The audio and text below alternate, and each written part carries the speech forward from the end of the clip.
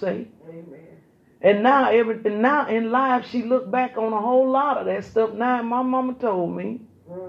Yeah, my mama tried to tell me. So she was something, I'm telling y'all. My biggest enemy, and I promise you, if you evaluate your own life, your biggest enemy is you. The biggest demon that you got to fight is not the demon that you think is somebody else. But it's the demon that lives inside of you. Well, you don't know what they doing to me. Well, what about what you doing to you? Huh? You don't know what they said about me. You don't know how they made me feel. All that type of stuff. But listen to what we said. How it made who feel? Me. How it made me feel. So I'm the one that's taking the hit behind it. I'm the one that's taking the damage behind it. I'm the one that's drinking the poison. How it made me feel. So I'm in here sitting in here self-inflicting wounds on myself.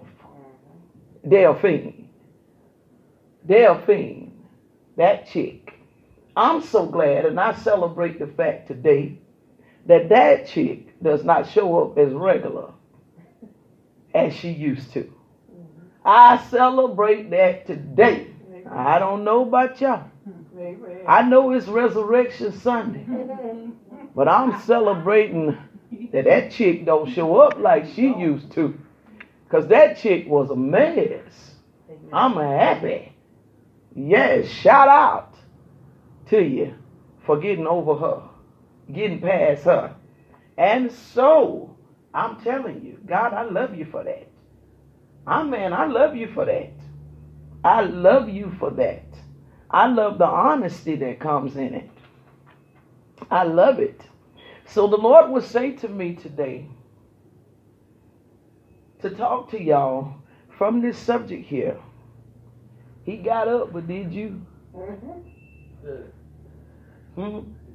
He got up, but did you?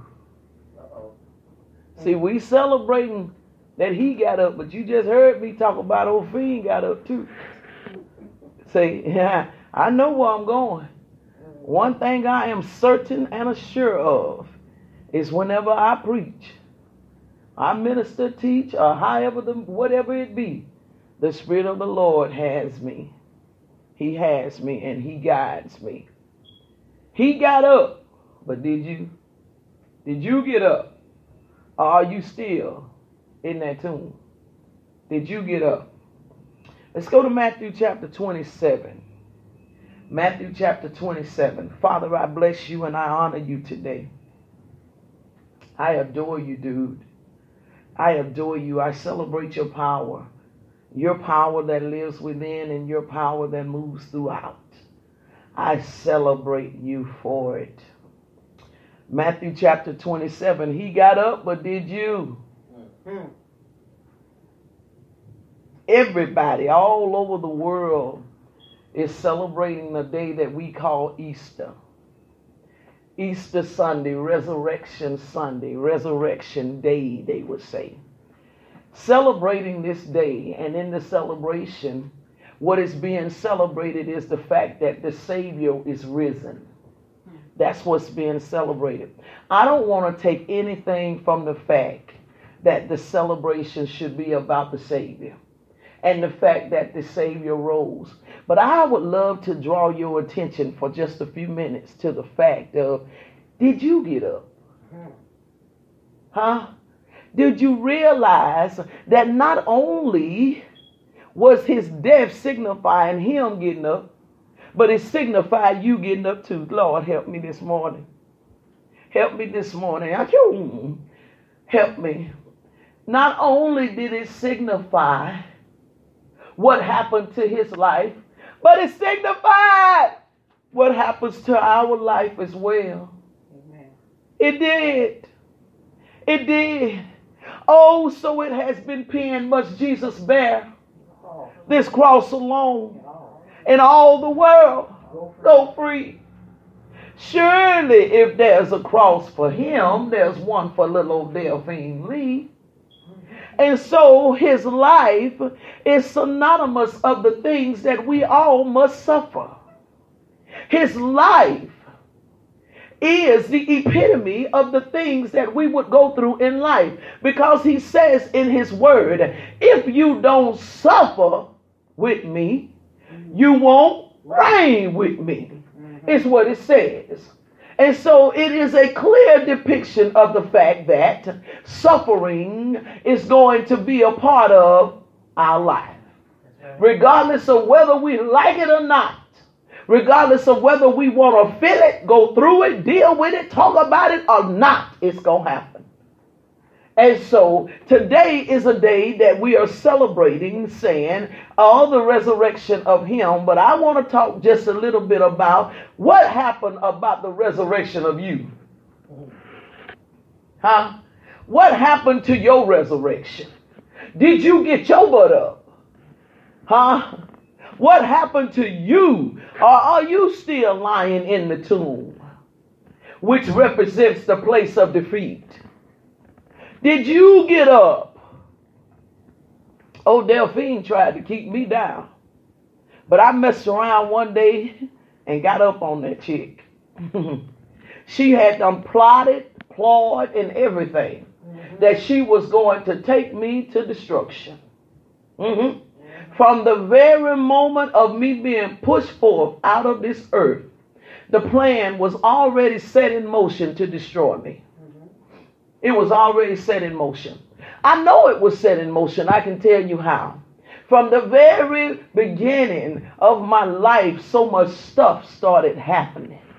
So many things as a child I had to encounter. So much stuff. Wear a scar on my arm right now behind a burn where the iron set on my skin. Got the mark. You can see it. It looks like an iron. I'll have it. It's an identification mark that they use for me. Set on my skin. Then would get sick, they said, and would be in the hospital of a bad sickness. I wasn't even 2 years old or so. Then to continue to go on, at 3 years old, my dad would leave and a sense of abandonment would grab me. All of this stuff was to try to destroy me, to try to stop me. All of this stuff was to put me and hold me hostage to a tomb. All of it. Go on a little bit further and then go through some of the most horrific times in my life as to where feeling ridiculed, not feeling accepted by people, not feeling loved by people, would go through all of that, keep moving on a little bit further, and then get mishandled at 10 years old, move on a little bit further, find myself in a place where I was so naive and messed up that I had messed around and thought the one that mishandled me liked me. That's how bad it was. It's when you think the one that's done hurt you liked you. Thought he liked me. So then, not even realize, I'm so naive that I don't even realize that he's taking advantage of me. I don't even realize it. Because I'm so caught up in the fact that at least somebody is paying me some attention. Oh, see, I'm free. I can tell the story, baby. I can tell it because I ain't locked up. And so it's bad when you think that the one that's mishandling you, God help me this morning, like you. I thought that because he would come and chill with me, didn't even pay any attention, that he was only chilling at night. Huh? He was only chilling at night. And so I thought he liked me. I'm that naive because I'm looking for somebody to love me. I'm that naive. This is my story, baby, and I'm sticking to it. I was that naive that I thought he liked me.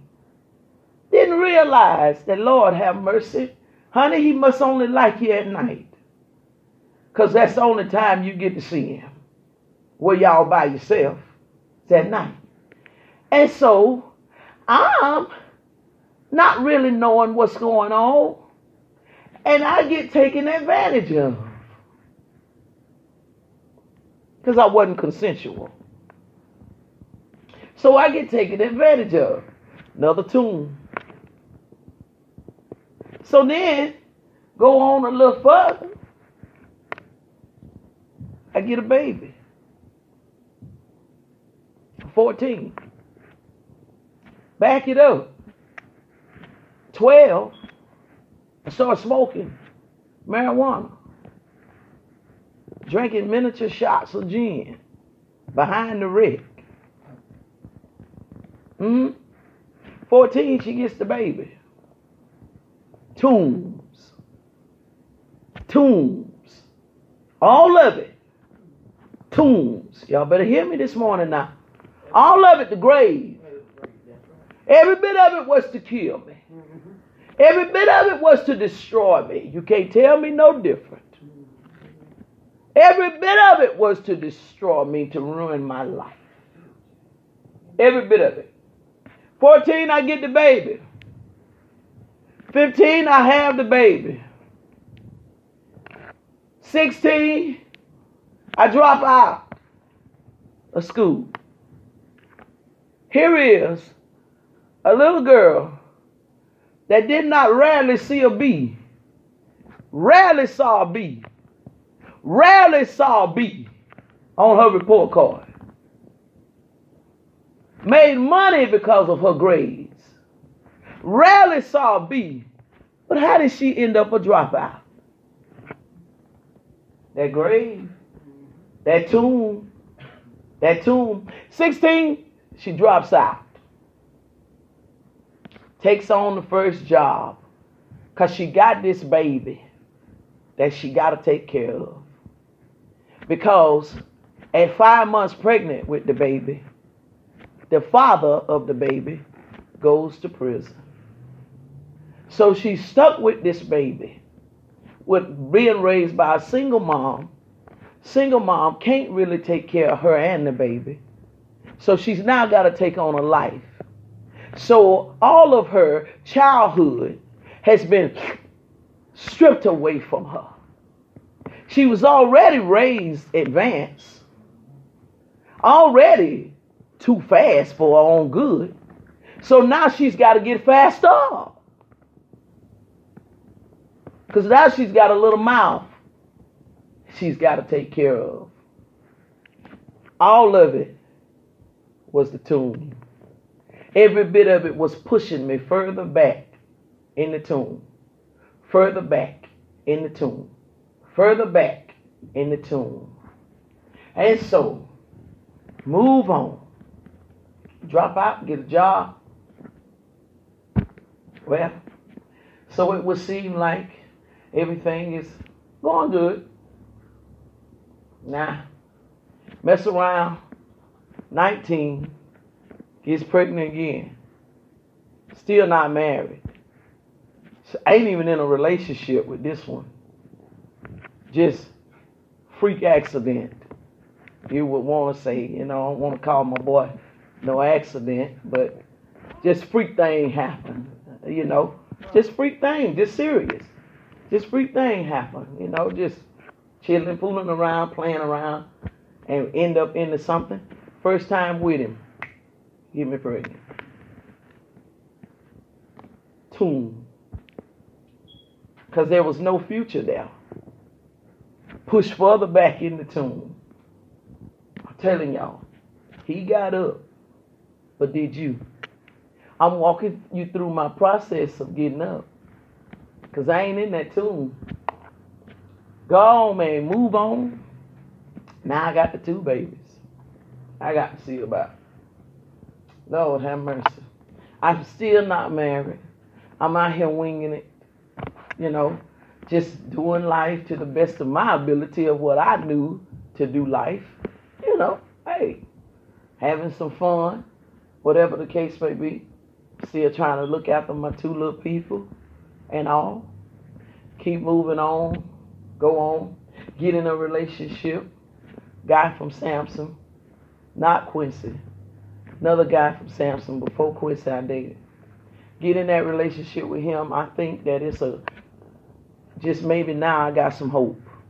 Just maybe now. I got some hope now.